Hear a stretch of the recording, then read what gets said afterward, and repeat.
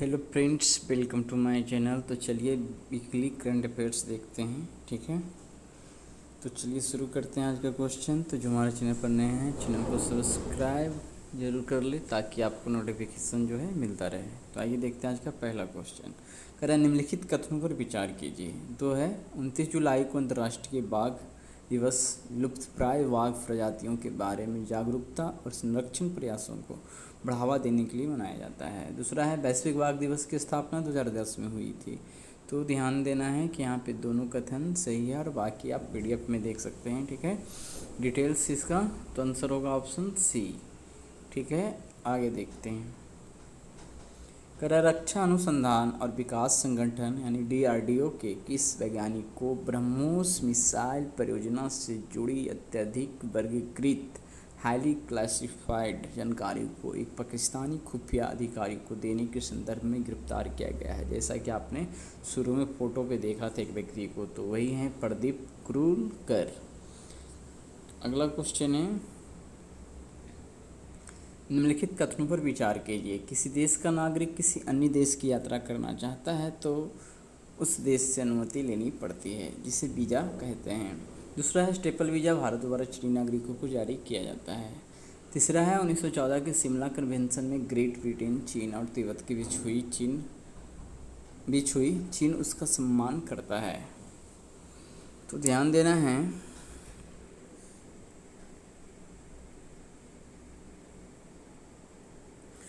पहला कथन तो सही है। ठीक है, किसी देश का नागरिक को किसी अन्य देश की यात्रा करना चाहता है तो उस देश से अनुमति लेनी पड़ती है, जिसे वीज़ा कहते हैं, मतलब जिस देश में उसको जाना है। यहाँ के स्टेपल वीज़ा भारत द्वारा चीनी नागरिकों को जारी किया जाता है। तो चीनी नागरिकों द्वारा जरूरी जारी किया जाता है और साथ ही साथ भारत में भी जारी किया जाता है, लेकिन सभी नागरिकों की नहीं।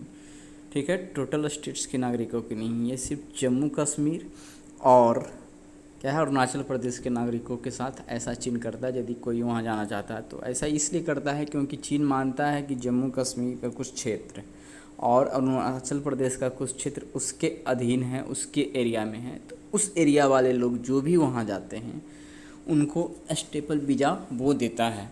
ठीक है, तो ये अभी खबर में था, अरुणाचल प्रदेश के कुछ खिलाड़ी चाइना जाने वाले थे, उसी से रिलेटेड ये खबर अभी है। और एक अनाधिकृत रूप से स्टेपल वीज़ा वही है कि वो हमारे क्षेत्र पे अधिकार दिखा रहा है। अगला है कि 1914 में के शिमला कन्वेंशन से ग्रेट ब्रिटेन चीन और तिब्बत के बीच हुई चीन उसका सम्मान करता है।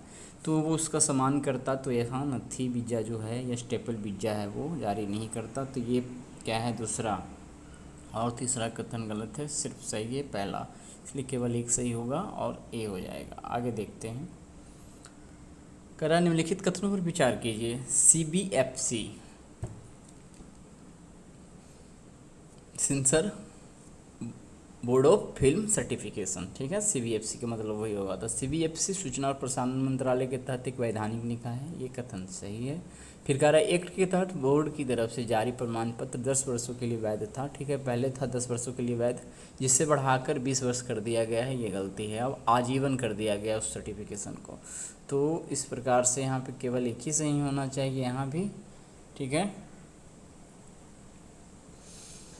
अगला है PLI योजना के बारे में निम्नलिखित कथनों पर विचार कीजिए। तो PLI है ना कि PIL है, यहाँ पे दोनों में कन्फ्यूजन नहीं होना चाहिए। ठीक है, वहाँ पब्लिक इंटरेस्ट लिटिगेशन होता है, यहाँ पे ये है, इसका फुल फॉर्म फिलहाल ध्यान नहीं रहा ना, इंडस्ट्री से रिलेटेड कुछ है ये। ठीक है,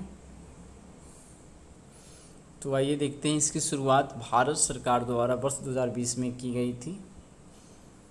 फिर है इसका उद्देश्य विनिर्माताओं को वित्तीय प्रोत्साहन प्रदान करने के विभिन्न क्षेत्रों में घरेलू विनिर्माण को बढ़ावा देना है। तो ये दोनों कथन उससे रिलेटेड है। ठीक है, ऑप्शन सी करेक्ट हो जाएगा।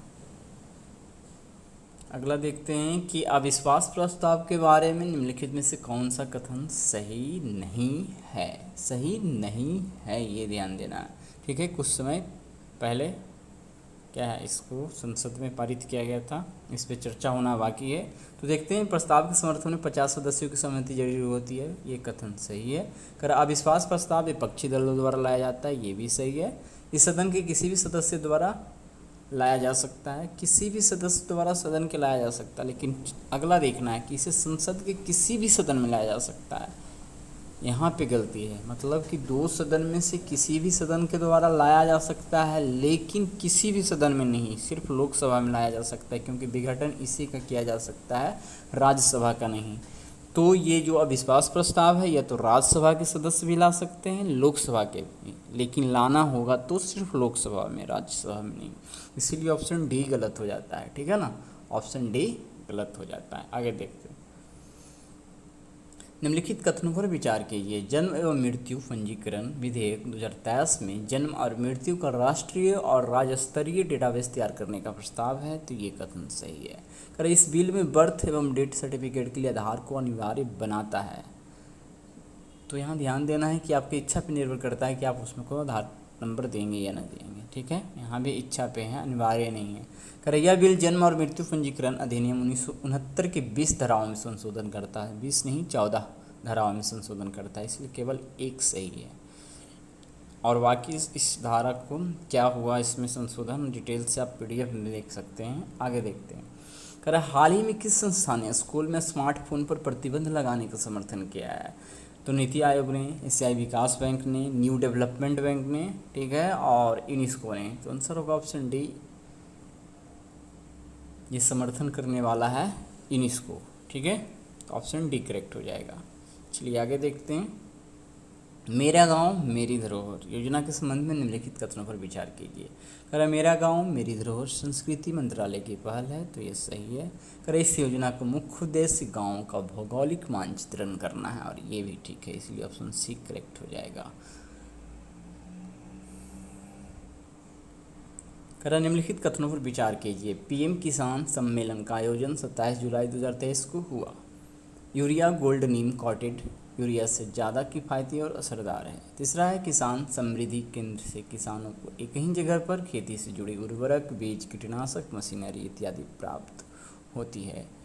तो यहाँ पे सभी तीनों कथन PM किसान सम्मेलन और उससे रिलेटेड मुद्दों से सही है, तो ऑप्शन सी करेक्ट हो जाएगा। आज हमने 10 करंट अफेयर देख लिया, तो कल मिलते हैं हिस्ट्री के क्वेश्चन के साथ। तब तक हमारे चैनल पर बने रहें, वीडियो देखते रहें, लाइक कमेंट शेयर करते रहें। धन्यवाद।